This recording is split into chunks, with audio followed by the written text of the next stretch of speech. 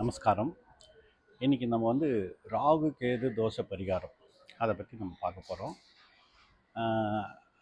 லக்னத்தில் ராகு கேது இருந்தாலும், 7 ராகு கேது இருந்தாலும், 2ஆம் இடத்துல ராகு கேது இருந்தாலும், 8ஆம் இடத்துல ராகு கேது இருந்தாலும், இல்லை 5ஆம் இடத்துல ராகு கேது இருந்தாலும் இதனை கால சர்ப தோஷம், ராகு கேது தோஷம் என்று கூறுவார்கள்.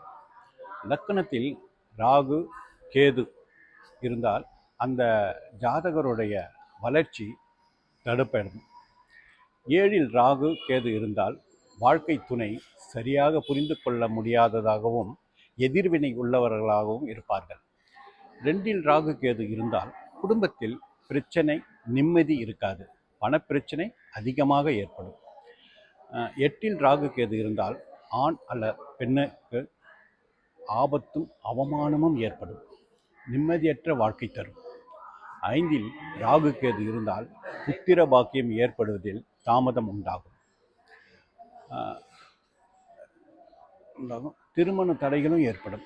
ஆகையால் இப்பிரச்சனைகள் நீங்க ராகு கேது பரிகாரத்தில் கலந்து கொண்டு ராகு கேது அருளை பெறுங்க.